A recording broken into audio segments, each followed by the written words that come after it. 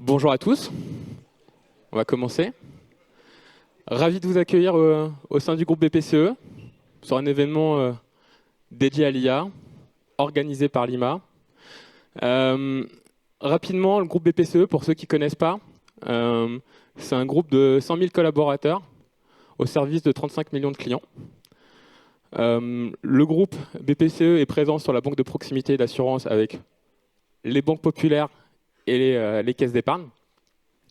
C'est aussi, le groupe BPCE est présent à l'international, donc avec deux grands métiers, la banque de grande clientèle avec Natixis Corporate Investment and Banking et la gestion d'actifs et de fortune avec Natixis Investment Managers. Bon, journée sur l'IA. Très heureux de retrouver quelques têtes avec qui on a déjà partagé autour de cette thématique et justement c'est plutôt la force de l'IMA. Peut-être que tu peux nous dire 2-3 mots sur la journée, Ludovic? Oui, bonjour à tous. Merci à BPCE de nous accueillir. Et puis à titre personnel, moi je suis extrêmement content de revoir beaucoup d'anciens collègues. Ça fait vraiment plaisir. Pour le programme, je vais être bref parce que vous l'avez tous lu. Finalement, il est articulé autour de deux thématiques. Les enseignements des premiers retours terrain, qui est le premier point. Et le deuxième point, en fait, je pense que vous avez tous vu passer durant l'été un certain nombre de publications, d'analyses alertant en fait sur le manque de valeur des premières initiatives IA génératives, sur un taux d'échec important. Et donc le deuxième axe qu'on va traiter, c'est une prise de recul pour identifier les leviers permettant de sécuriser et maximiser la valeur de ces initiatives. Bon, on va rentrer dans le vif du sujet. Vous avez déjà le programme, avec l'introduction avec Luc Barneau, Group Chief Data and AI Officer, et Laurent Fernandez, responsable du centre d'expertise technologique au sein du groupe.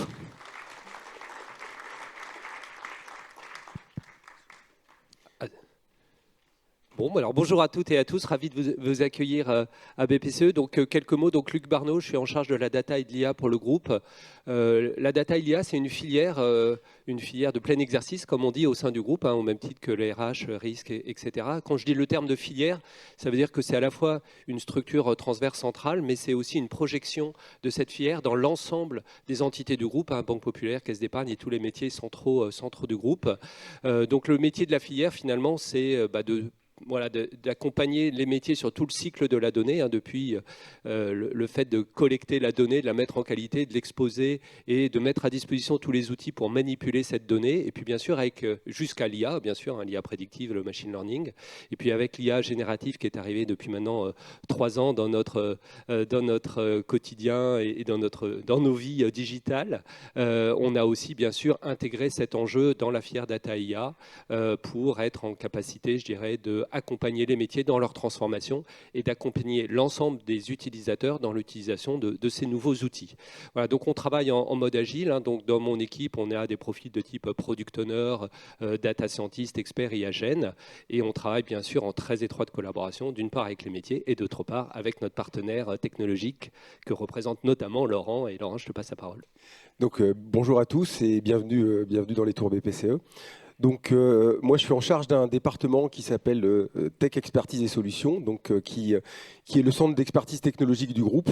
Donc on fait plein de choses sur la data évidemment, sur les AI, un peu de quantique aussi. On va regarder les sujets qui sont importants pour le groupe aujourd'hui et demain et après-demain comme ces sujets-là. Évidemment, les sujets de l'AI et de la Gen AI ont pris une importance certaine ces 3 dernières années. Donc on a eu la chance de pouvoir prendre ça assez tôt. On va en parler, là on va décrire un petit peu ce qu'on a fait, mais prendre ça assez tôt. Et au sein du centre d'expertise technologique, on a développé des assets pour l'ensemble du groupe et des services qui servent à tous les métiers du groupe et à toutes les IT du groupe. Il faut savoir que les IT du groupe, aujourd'hui, ça représente à peu près 12 000 collaborateurs. Et c'est sur 5 grandes DSI. Et donc, nous, on fabrique ces outils-là et on les met à disposition de ces IT qui, en collaboration avec les équipes de Luc, développent ces use cases importants pour la banque. Alors, on a lancé un nouveau plan stratégique, je crois qu'on l'a dévoilé en été 2024. Donc, on a eu la chance d'être post-lancement de ChatGPT. Donc, on a complètement intégré ces éléments-là dans notre feuille de route. Et donc, on a placé l'IA dans un élément cœur de notre plan stratégique. Pourquoi ? Parce qu'on a la conviction que l'IA, et notamment avec l'émergence de l'IA générative et ses futurs développements, on parlera un mot d'agentique en fin d'intervention, est de nature à vraiment transformer nos sociétés, nos vies personnelles et les entreprises, au même titre que a pu l'être le lancement d'Internet dans les années 90 et puis il y a un peu moins longtemps le lancement des smartphones. Donc finalement, comment on a construit notre réflexion plan stratégique ? On s'est dit qu'on a deux grands enjeux. Le premier enjeu, à partir du moment où on considère que l'IA et l'IA générative, c'est une nouvelle étape de la transition et de la transformation digitale de nos vies et de nos entreprises, que ça devient finalement un standard, notre premier enjeu, c'est d'amener ce standard dans le monde de l'entreprise et d'apporter toutes les capacités liées à cette technologie dans le quotidien de l'ensemble des utilisateurs. Donc ce qu'on a résumé de manière un peu simple, avec un mot un peu marketing, c'est l'IA pour tous, et avec un enjeu très simple, un KPI très simple, qui est le taux d'adoption. Et on avait fixé en 2024 l'enjeu d'être à horizon 2026, au moins la moitié des utilisateurs du groupe qui étaient utilisateurs de l'IA générative au quotidien. Et puis, deuxième aspect de la réflexion stratégique, il y a un enjeu d'adoption, il y a un enjeu d'efficacité individuelle de l'ensemble de nos collaborateurs en leur mettant à disposition ces outils. On a un enjeu d'attractivité de notre entreprise en montrant à tous les jeunes talents, notamment qui veulent nous rejoindre, qu'on leur met à disposition le meilleur des technologies. Mais on a aussi un autre enjeu qui est de dire l'IA générative et l'IA et l'ensemble des technologies autour de l'IA et du digital doit nous permettre de transformer un certain nombre de nos pans d'activité et d'être plus performants vers nos clients, vers nos collaborateurs et aller chercher de la performance économique et financière. Donc ça, c'est le second axe, la seconde jambe à côté de la jambe IA pour tous, qu'on appelle IA transformante.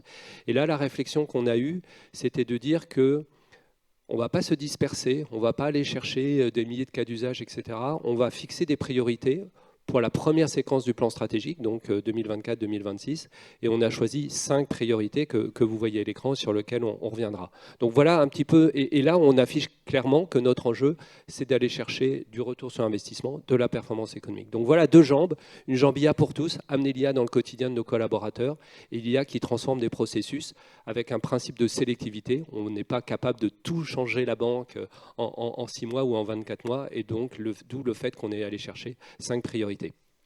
Un mot pour IA, IA pour tous pour commencer, à première jambe, et je passe après la parole à Laurent.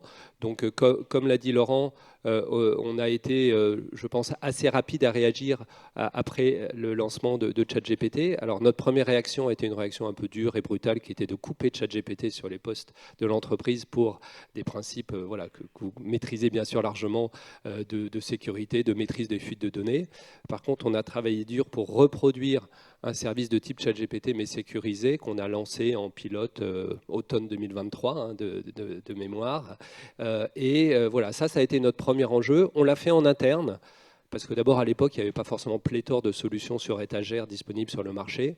Et puis, on voulait maîtriser l'UX/UI, on voulait maîtriser le monitoring de l'usage de ce service. On voulait aussi être agnostique en termes de LLM, même si en 2023, il n'y avait pas non plus, là aussi, une grande diversité des solutions disponibles sur le marché. Mais on était parti sur ces principes de maîtriser l'outil, parce qu'on pense de toute façon que pour bien aussi travailler avec des partenaires externes, c'est important d'avoir une forte expertise interne pour être symétrique, je dirais, dans l'échange avec les partenaires. Et donc, on a fait le choix, effectivement, de développer le produit en interne, donc avec des product owners. Je crois qu'on en reparlera tout à l'heure avec Pierre-Philippe, dans mon équipe, et puis bien sûr, notre partenaire technologique chez Laurent. Donc, effectivement, on a, la manière dont on a procédé, c'est quand on a coupé, ce qu'a dit Luc tout à l'heure, ChatGPT dans l'entreprise, comme beaucoup de banques sur la planète, les boîtes régulées, on est tous un peu surveillés. Donc voilà, il a été, on avait la chance d'avoir travaillé depuis pas mal de temps sur une plateforme chatbot qui était déployée dans l'entreprise. Et quand on parle de chatbot et qu'on parle d'agents conversationnels, on n'est quand même pas très très loin. Donc on a pu s'appuyer là-dessus et très très vite réagir et en 2-3 mois être capable de proposer un chat GPT sécurisé avec juste un seul LLM derrière et puis juste l'interface conversationnelle. Et donc ça a pu être déployé très rapidement en maîtrisant ces aspects de conversation et en ne laissant pas à l'extérieur, en ayant des traces. Vous savez que j'imagine qu'il y a des banques dans la salle, donc la compliance nous oblige à faire certaines choses qu'on a pu intégrer directement dans ces outils-là. Je dis un petit mot aussi sur l'IA pour tous de Copilot. Parce que certes, on a développé des choses en interne, mais Microsoft nous amène naturellement des choses à un prix exorbitant. Donc on a décidé justement de ne pas déployer massivement Copilot, déployer un petit millier ou deux, mais sur 110 000 personnes, on a décidé justement de ne pas le faire. Et quand on regarde aujourd'hui la valeur de tout ça, je pense qu'on n'est pas loin d'être 20 fois moins cher que le déploiement Copilot en faisant ça avec des choses qui sont assez proches. Certes, il y a des use cases autour de O365 qui peuvent être intéressants. Néanmoins, quand Microsoft vient dans les locaux et qu'ils regardent ce qu'ils ont fait, on n'a pas du tout à rougir du déploiement de ce qu'on a fait. Le produit s'appelle Maya. Il va être présenté un peu plus tard dans la matinée. Mais voilà, il y a eu toute une roadmap autour de ça et des ajouts. Et quand on fait le NPS de la plateforme aujourd'hui, je pense qu'on peut être très fier. En tout cas, moi, dans ma vie professionnelle, je n'ai jamais déployé sur 50 000 collaborateurs, enfin sur 100 000, mais 50 000 collaborateurs utilisant avec aussi peu de moyens. Donc, c'est un résultat qu'on trouve tous assez exceptionnel dans la boîte. Évidemment, on s'appuie à la fois technologiquement sur ce que nous fournissent à la fois Microsoft, mais aussi Google, mais aussi des déploiements en interne de LLM sur nos propres GPU, pour des raisons aussi de compliance et de sécurité. Voilà. Voilà, donc pour tout, je crois qu'il y aura une séquence spécifique sur le sujet. C'est peut-être juste un point, parce que là on a plutôt parlé du produit, mais je pense que dans la séquence tout à l'heure, on parlera aussi des enjeux d'adoption. Je pense qu'il y a un petit peu de produit, mais beaucoup aussi d'humain et d'adoption et d'accompagnement des utilisateurs. Et je pense qu'en termes on parlait tout à l'heure de facteurs clés de réussite en introduction de cette journée.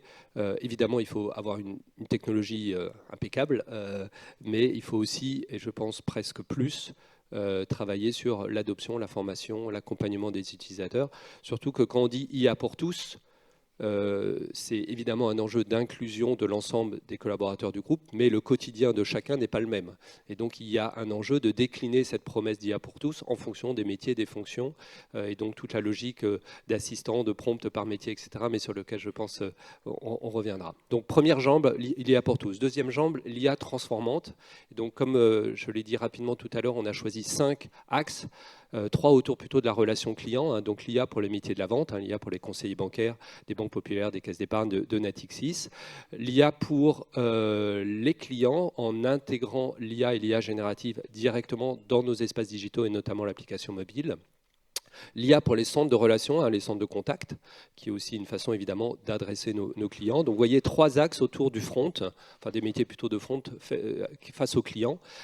Et ça, voilà, ça c'était un axe très fort qu'on a pris de prioriser ou de choisir ces 3 axes très orientés business dans les 5 priorités que nous avons fixées sur cette première séquence du plan stratégique.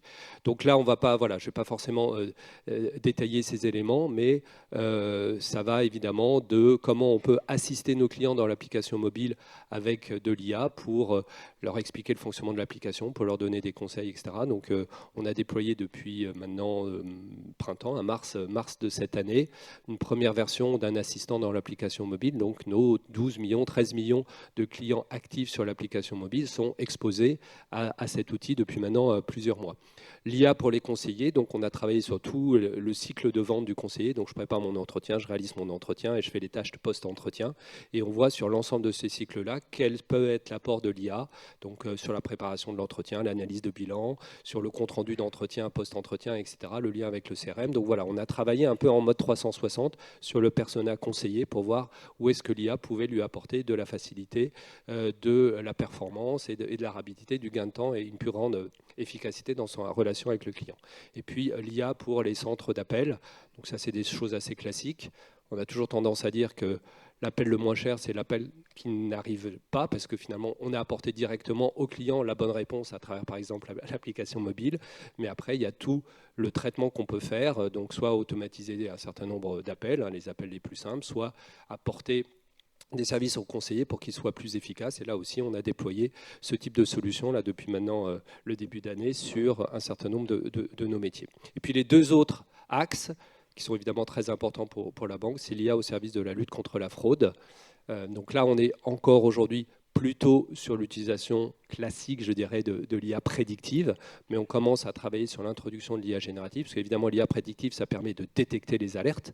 Par contre, l'IA générative peut être aussi plus efficace dans le traitement des alertes, parce qu'on sait que même si on a des systèmes de plus en plus sophistiqués, on continue à générer des faux positifs quand on détecte des alertes de fraude, parce que ça reste des événements très rares, et même si on fait 100 fois mieux que l'aléatoire, et bien, évidemment, si c'est des événements très rares, il reste des faux positifs, et donc on a un enjeu d'être plus efficace dans le traitement des alertes en tant que tel. Et puis le dernier point, c'est l'IA au service de l'ensemble de nos métiers de la technologie, le développement, la documentation, de la maintenance et des infrastructures.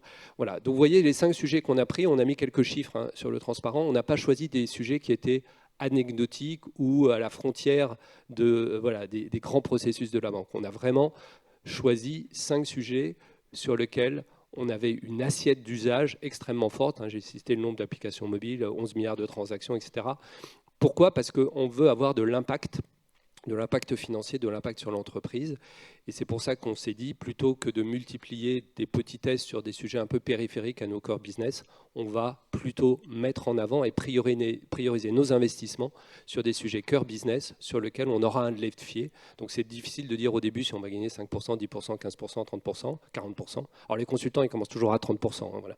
Mais on se dit que de toute façon, en choisissant des secteurs sur lesquels on avait une assiette de personnes travaillant sur ces secteurs, une assiette d'impact, de coûts, etc., on pourrait ainsi maximiser la valeur. Et donc pour réaliser tous ces use cases, une grande partie de ces use cases sont basés sur de l'interrogation de corpus documentaire, donc des sujets autour de la RAG évidemment. Fin 2023, on a fait le tour du marché, puisque nous, dans l'entreprise, quand quelque chose existe, on va le chercher et on l'utilise. On fait du make et du buy, mais quand ça existe, on essaye d'aller plutôt l'utiliser. On a fait le tour et il y avait des briques à droite à gauche, mais il n'y avait pas un outil avec une orchestration capable de nous aider pour faire ça. Et puis, comme toujours, on rencontrait des problèmes de sécurité, en tout cas des problèmes majeurs de sécurité qui nous empêchaient d'utiliser ces solutions facilement. Donc, on a décidé de développer cet outil de RAG, il s'appelle Nova, il va vous être présenté dans l'après-midi, je crois, et on l'a fait en 9 mois. Et il a une particularité, c'est qu'il est complètement hybride. C'est-à-dire qu'une des choses qui était très importante pour nous, c'est de ne laisser sortir aucun document de l'entreprise. Donc la base vectorielle, elle est on-prem. Elle est là, on a choisi une base solaire traditionnelle, voilà, et on a mis cette base on-prem, et ensuite, on choisit ou non d'utiliser des services sur le cloud ou d'utiliser des services qu'on développe on-prem en fonction du niveau de confidentialité qu'on doit avoir. Voilà. Donc on a développé cette plateforme qui est un orchestrateur qui est basé sur des services. Je ne sais pas si on présente les services dans l'après-midi. Et ces services peuvent être utilisés. Alors ils sont utilisés par Maya, pour l'IA pour tous, ce qu'on a dit tout à l'heure. Ils sont utilisés aussi pour Nova et ils sont utilisés dans des projets par ailleurs qui n'ont pas besoin de ce concept de RAG derrière. Voilà, donc livré, je vous ai dit, en 9 mois, c'était en octobre de l'année dernière, ça fait 1 an. Ça fait 1 an que cette plateforme, elle est live. Les premiers use cases ont démarré quelque part en janvier de cette année. Il y en a 15 en prod, il y en a 60 dans le pipe, et puis comme l'a dit Luc, on choisit vraiment nos sujets, c'est-à-dire qu'on ne déploie pas massivement des use cases dans tous les coins, on choisit nos sujets et on s'appuie sur cette plateforme de RAG qui qui derrière est basé aussi, je fais un petit peu de pub pour nos copains en interne de BPCEIT qui nous pilotent nos infrastructures. C'est basé sur notre cloud interne virtualisé sur OpenShift, et donc ce qui nous donne aussi pas mal de latitude pour aller vite, puisqu'on a les mêmes fonctionnalités que sur le cloud en utilisant ça. Peut-être il nous reste une minute pour parler un petit peu On n'y arrivera pas. de 2026 et au-delà, enfin en tout cas dès qu'on commence. Donc ce qu'on a aujourd'hui déployé à l'échelle dans le groupe, c'est une IA qui informe, c'est une IA qui assiste, et évidemment le nouveau paradigme, c'est une IA qui agit. Donc c'est des sujets sur lesquels on travaille. Donc on est en test and learn aujourd'hui sur 3 usages, 3 processus dans le métier dans lesquels on va regarder, et on est en train de regarder et de développer pour voir si l'IA, alors dit agentique, mais enfin, est-ce que l'IA peut être capable d'orchestrer un processus complexe avec une maîtrise de la qualité des travaux, de la robustesse et de la réplicabilité. Donc ça, c'est des tests qu'on est en train de mener. On teste à la fois la valeur métier et les univers ou les frameworks technologiques pour soutenir un déploiement qui pourrait être à l'échelle de ce type de technologie. Donc voilà, on est dans cette phase-là. On y verra en tout cas de notre côté plus clair d'ici 2-3 mois pour après pouvoir se projeter sur un déploiement à l'échelle en complément de l'IA informationnelle et de l'IA qui assiste. Alors, juste un mot sur ce mot que je déteste d'agentique, puisqu'il est utilisé à toutes les sauces par tout le monde, on ne sait même pas ce que ça veut dire.